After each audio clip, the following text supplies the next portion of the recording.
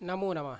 हमारे प्यारे छात्रों, आज हम लोग वचनम के संबंध में बातचीत करेंगे। उससे पूर्व अभी जो आप लोगों ने साप्ताहिक परीक्षा दी है, उसके अंतर्गत कारकाणी से संबंधित प्रश्न दिए गए थे। उसी कारकाणी से संबंधित एक अभ्यास है जो आपके पाठ्यपुस्तक सुरभि में दिया गया है। पृष्ठ संख्या 53 यानी 53 पर वह आज मैं पहले करवा देता हूँ। उसके बाद हम लोग वचनम के संबंध में बातचीत करेंगे कि वचन क्या है, संस्कृत में कितने वचन हैं। इसमें अब आप देख सकते हैं कि हमारे स्क्रीन पर है, कोष्ठकात उचित शब्द रूपाणि चित्वा रिक्त स्थानानि पूरयन्तु। यहाँ कोष्ठक में कुछ दो शब्द दिए गए हैं। इन दोनों में से जो शब्द सही है उस शब्द को लेकर यहाँ रिक्त स्थान पर भरना है।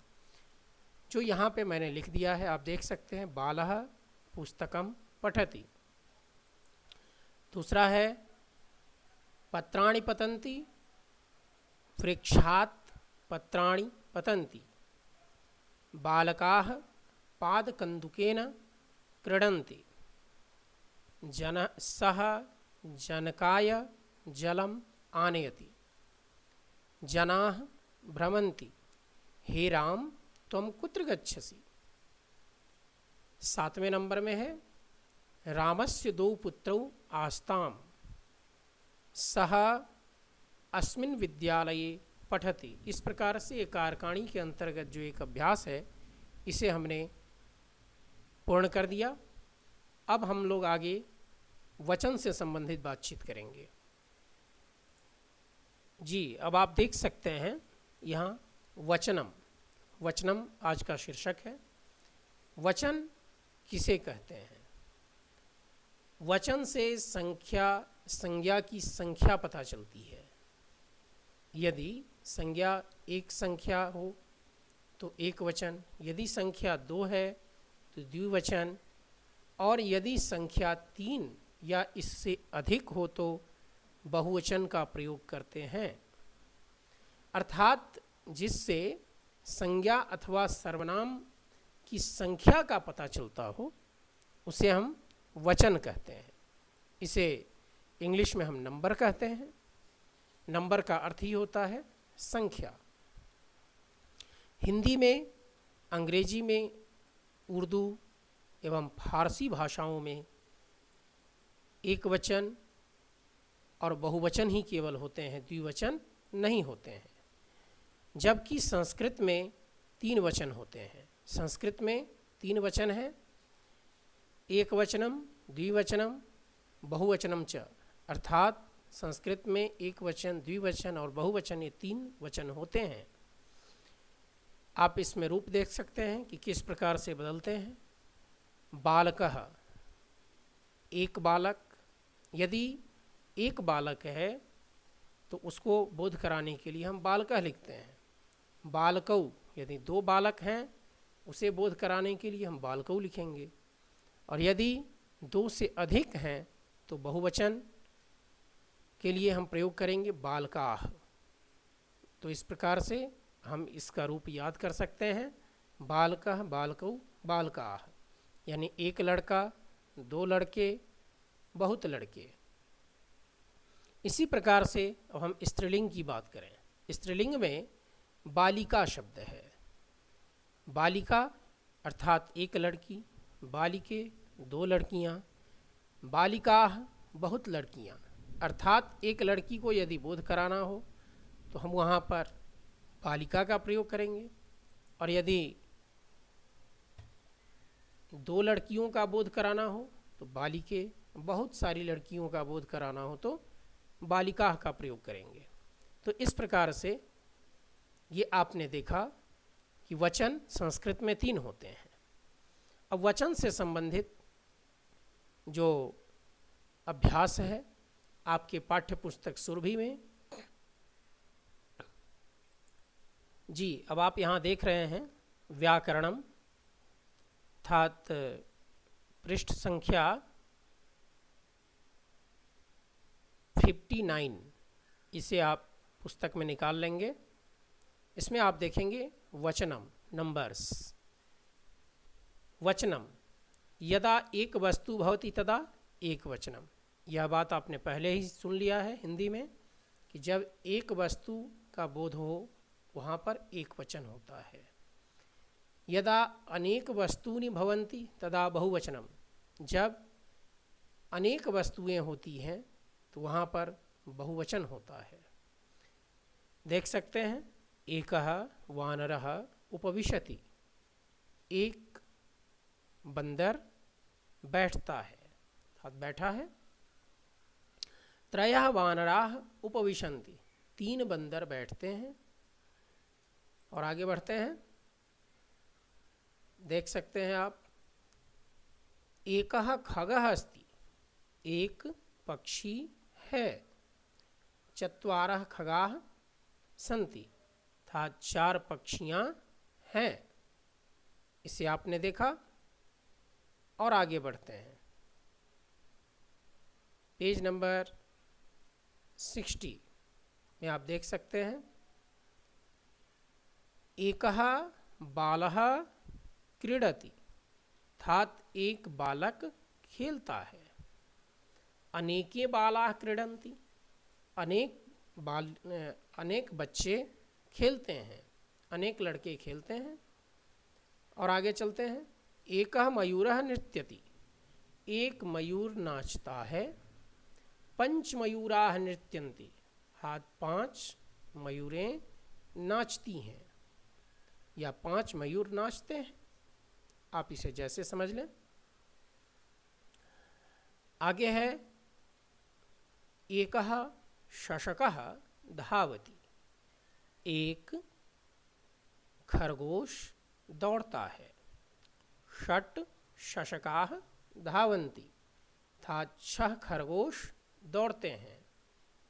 और आगे बढ़ते हैं, आप देखेंगे, अब इससे संबंधित अभ्यास है, इसे आप देखें ध्यान से। पश्यन्तु एतत् चित्रम किम कुर्वन्ति एते,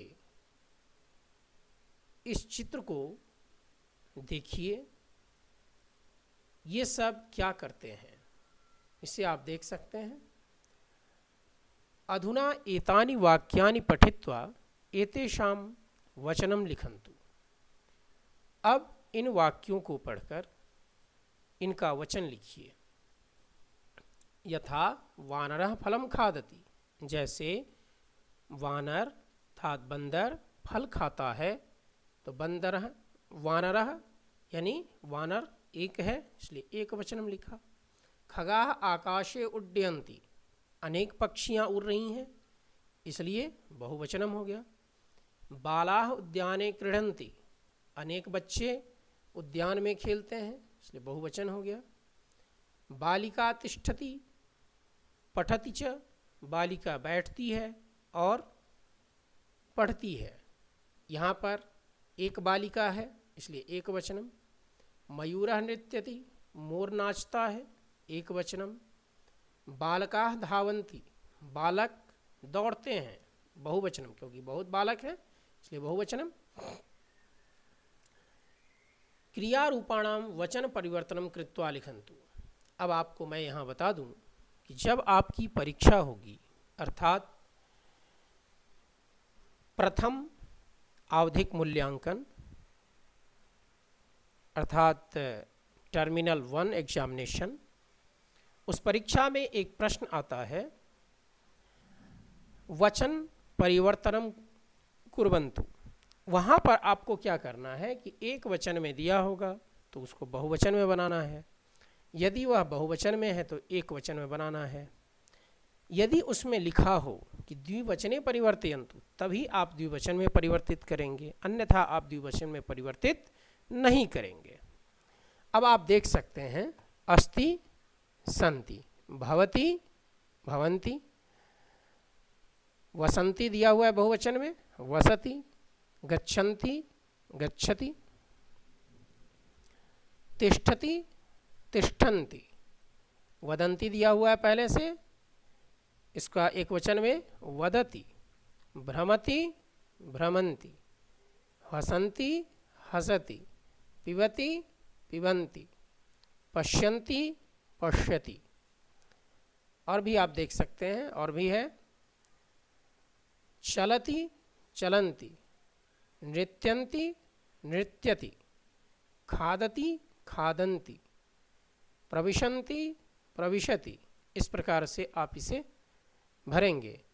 ध्यान रहे कि जिस प्रकार यहाँ पर रिक्त स्थान पे शब्द लिखे गए हैं आप उसी प्रकार से लिखेंगे। और यह ध्यान रहे कि यदि आप इसमें जानते हैं कि किस प्रकार से संयुक्ताक्षर लिखा जाता है तो आप उसका प्रयोग कर सकते हैं। अब मैं आगे बढ़ता हूँ। प्रश्न संख्या 2 कहता है वाक्यानि पठन्तु, इन वाक्यों को पढ़िए। सः पठति तौ पठतः ते पठन्ति, सा पठति ते पठतः ताः पठन्ति। इसका अर्थ है वह पढ़ता है, वे दोनों पढ़ते हैं, वे सब पढ़ते हैं। वह पढ़ती है, वे दोनों पढ़ती हैं, वे सब पढ़ती हैं। त्वं पठसि, तुम पढ़ते हो, तुम दोनों पढ़ते हो, तुम सब पढ़ते हो। अहम पठामि, मैं पढ़ता हूँ। आवाम पठावः, हम दोनों पढ़ते हैं। वयम पठामः, हम सब पढ़ते हैं। इस प्रकार से आप इसे समझें। अब अधुना लिखन्तु, अब इसको लिखना है। कैसे लिखना है यह आप देखिए। लिखति एक वचन में है इसलिए सह भरेंगे। लिखतः द्विवचन में है, यह क्रिया रूप, इसलिए तौ भरेंगे। लिखन्ति बहुवचन में है इसलिए ते हो जाएगा, सह तौ ते। फिर दूसरे में वैसे ही आप देखें, सा ते ता, सह तौ ते पुल्लिंग में हो गया और स्त्रीलिंग में सा ते ता। फिर मध्यम पुरुष में यहाँ पर क्रिया दी गई है लिखसि, इसलिए त्वम। लिखतः युवाम, लिखथ यूयम। लिखामि एक वचन है, उत्तम पुरुष है, इसलिए इसका कर्ता हमेशा अहम होगा, अहम। लिखावः आवाम, लिखामः वयम। इस प्रकार से आप इसे, जैसा आप देख रहे हैं स्क्रीन पर, इसी प्रकार से आप इसे अपनी उत्तर पुस्तिका में लिखेंगे। अब आगे पुनः आप देख सकते हैं, उदाहरणं दृष्ट्वा क्रियारूपाणि रचयन्तु। इन उदाहरणों को देखकर आप क्रियारूप की रचना करें। भ्रम धन अति, भ्रमति। इसे हम सामान्य भाषा में जोड़ बोलते हैं। आप इसे समझने के लिए यह पढ़ सकते हैं। भ्रम जोड़ अति भ्रमति, चल जोड़ अंति चलंती, वस जोड़ अतः वसतः, नम जोड़ असि नमसि, पठ जोड़ अथ पठथ, लिख जोड़ आमि लिखामि, खाद जोड़ आमः खादामः, धाव जोड़ अथः धावथः, रक्ष जोड़ आमः रक्षामः, गच्छ जोड़ अति गच्छति। इस प्रकार से वचनम संपन्न होता है।